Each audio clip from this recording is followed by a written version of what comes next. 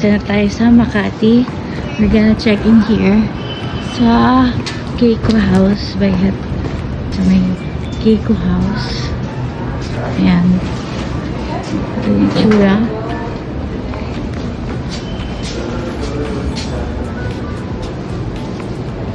Good afternoon, ma'am. Good afternoon po.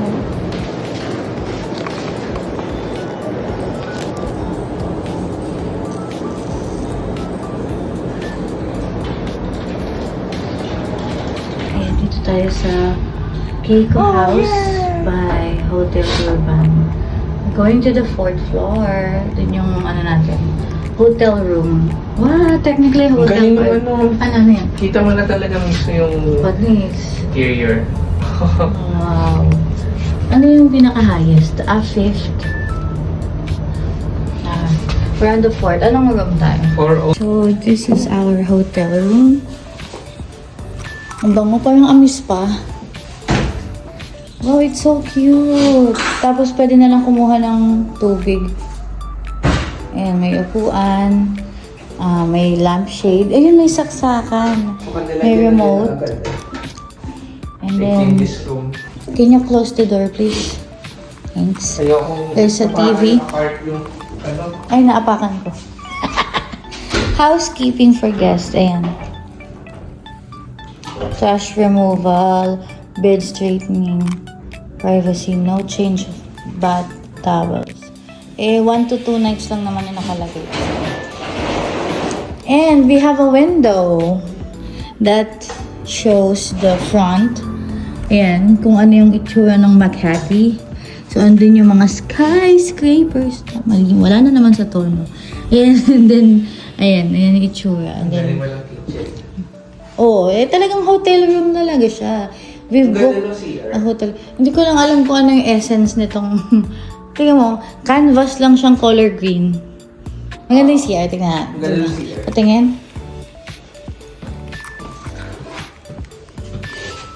So, we're gonna open the lights. Wow, oo nga, ang syala.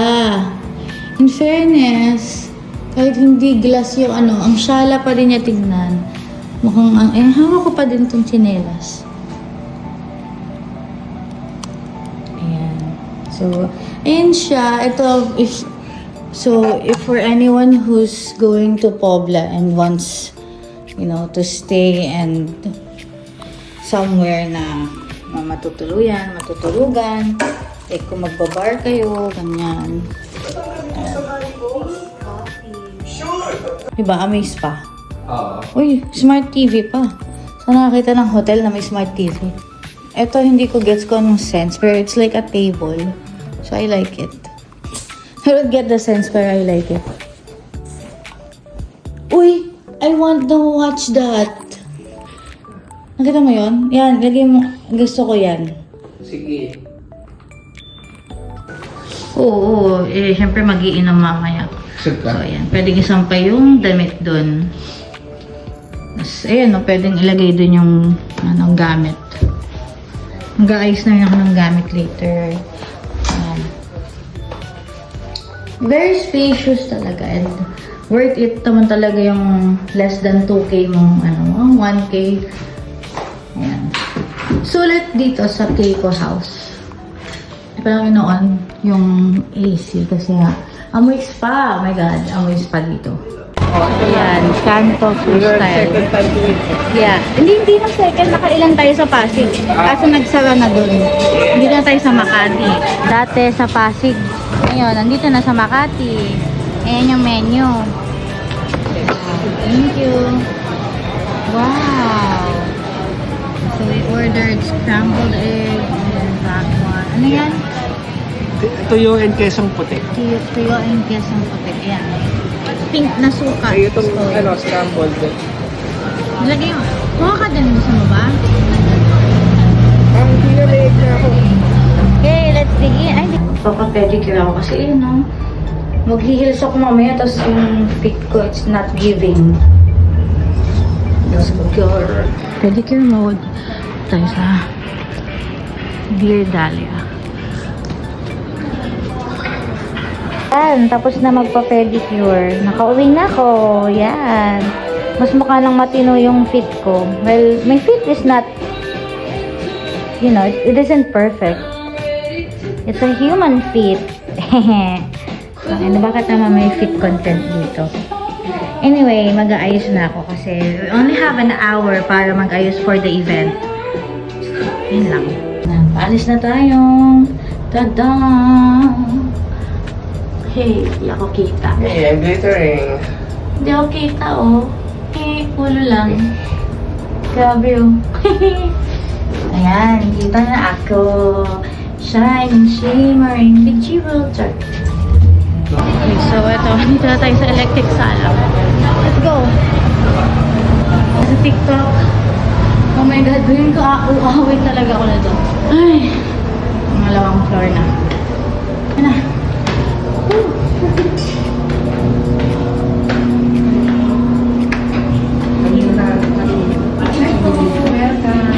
Walk-ins ko?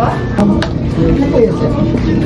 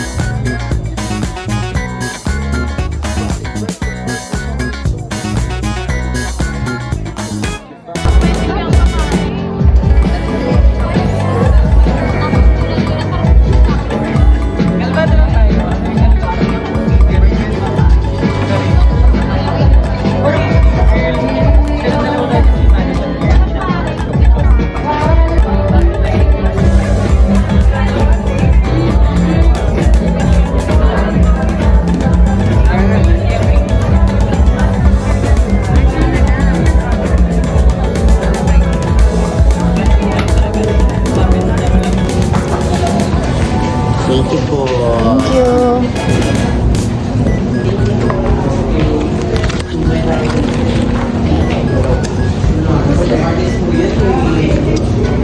Picture mo kaya ako? We just got back here in the hotel. Disclaimer lang, this is not for bashing. Hindi tayo nang babash. So, ano masasabi natin? Hindi natin ako yung complete details. Yeah, usually kasi, like pag sa Swifties kasi, nasanay kami na yung sa Club Red, very organized. Like may, a few days before the clubbing event, mayroon ng FAQ doon.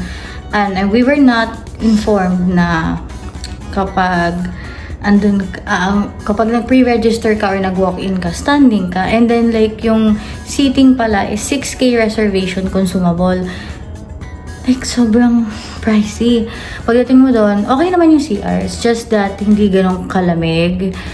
And, just ko, ang dami mga akyatin. And then, we only got this. Ano yung poster? We only got the poster. Pakita mo yung poster. Ayun yun. This is, yeah. I mean, okay naman talaga yung ano. Kasi recognized naman yung event ng UMG Philippines. It's just that sobrang nakakashock kasi nasanay nga kami pag Swifties yung nag-ano. And I get it, it's not a Swiftie event. This is an Olivia Dean event. And sadly, hindi kami nakasama sa past events like yung...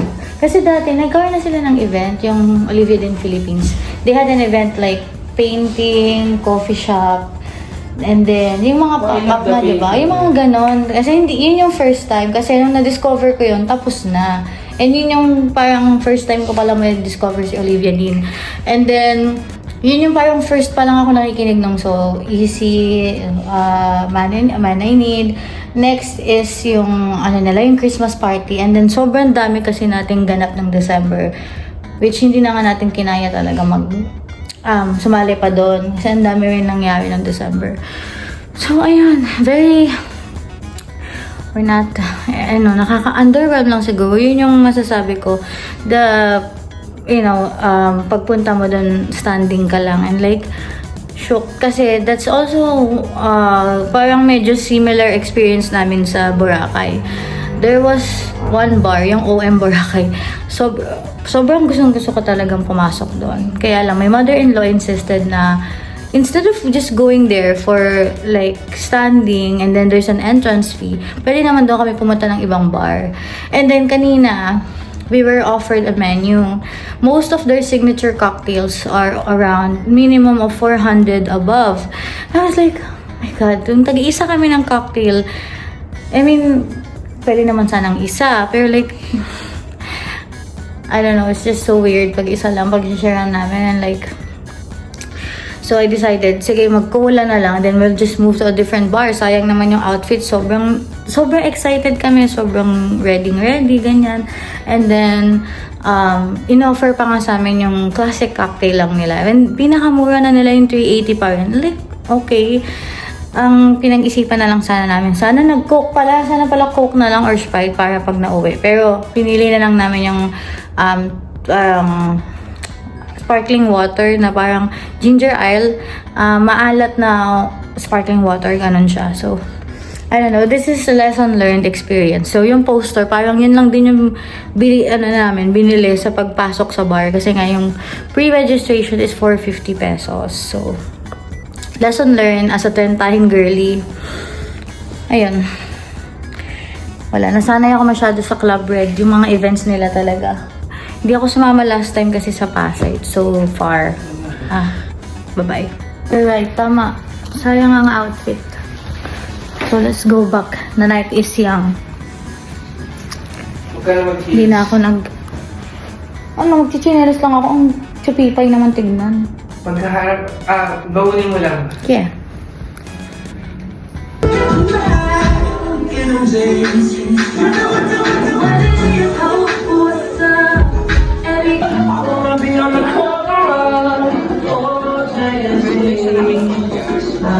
Next to Oprah and the Queen.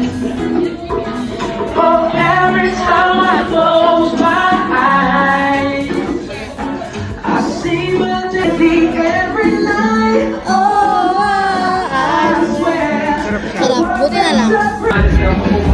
Hanging on the bedroom door, I'm the light for you that I had generations.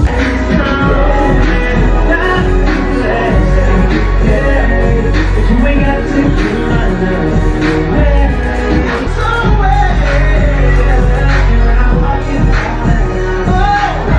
It's just a place.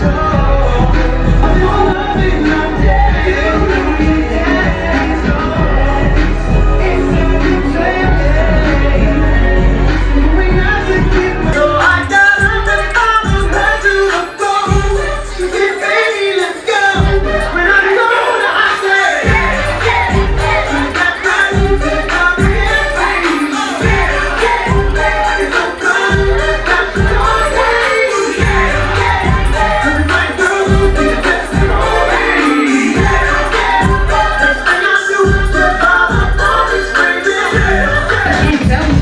Most of the night, it's my big phone sticking out. All them girls shook up. My big fat ass got all them boys shook up. A lot of bills and I'm popping rubber band. You know, stand to me while I see when you dance like, hey. Flexing on the ground like, hey. Is it Lil Jon? Okay, okay. Oh yeah, but you be looking at some game, hey.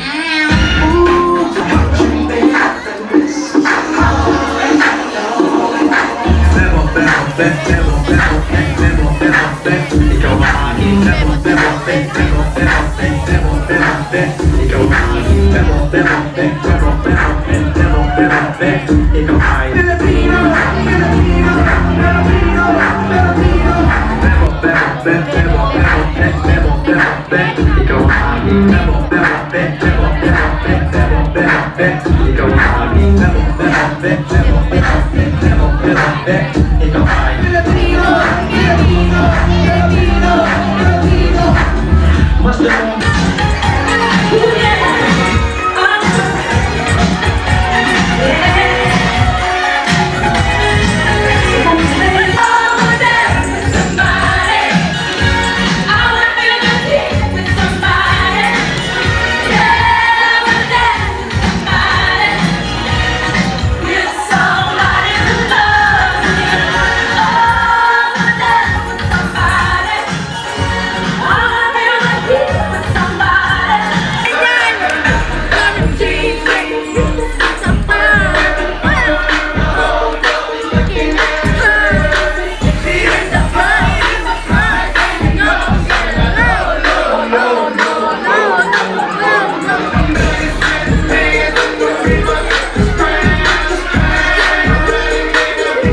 So, ayun, nung una kami sa Ubla, nakita ko naman na sobrang lively doon and party-party mga tao. Ang dami nagsasayawan.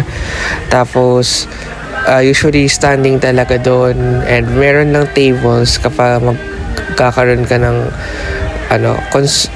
parang may bayad ka, tapos yung bayad na yun consumable. Hindi lang namin natanong kung magkano. Pero since nung pumunta kami, konti pala yung tao, hanayaan muna kami umupo hanggang dumami na yung tao. Tsaka lang kami tatayo pag madami na yung tao. So while we're sitting is order lang kami ng cocktails. And ayun, kahit na yun pa lang yung order namin is sulit pa rin kasi ang ganda ng sound trip tapos todo talaga sayawan. Ayun. Ano yung in-order mong cocktail doon? Jägerbomb. Jägerbomb, tapos ako tequila sunrise? Yes. Yeah, dumating na yung drinks natin. Oh, so ano to? Tropical Rush. Tapos ube cake. Tapos yung sayo. Sa alamat naman na pinuntahan namin, una, akala namin magiging mainit yung pwesto kasi ang natira na vacant is yung outdoors. Pero pagdating namin dun, mahangin, may electric fan. Tapos, sulit naman namin yung stay namin dun kasi nakapag-3 cocktail kami dun. Ay, hindi, yung 2 cocktail is isang sweet drink na may liquor, which is yung ube cake. Para siyang dessert kasi siya talaga parang drink na more on ube pero ramdam mo yung lasa nung alak. Tapos yung isa kong in order is diwata drink din na cocktail. Ano yung sa'yo? Ay, yung Tropical Rush. Ayun, nasulit namin yung stay namin dun. Next time pag bumalik kami Pobla, hopefully sa loob naman kami kasi mayroon ring parang magandang sound trip sa loob, tas party. Yeah, ayun.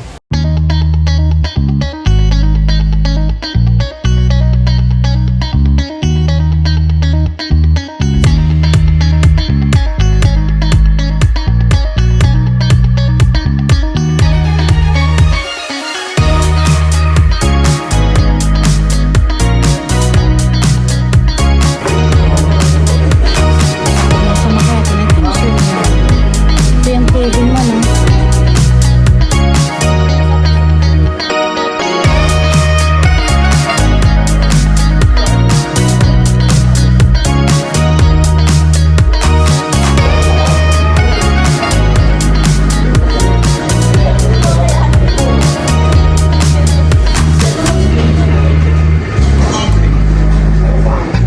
Tapos doon mo iduduinan eh. Doon.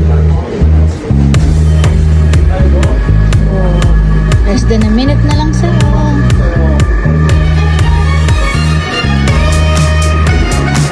naalala ko to rin ng so after power map ano 24 Pieces in Dona, 600.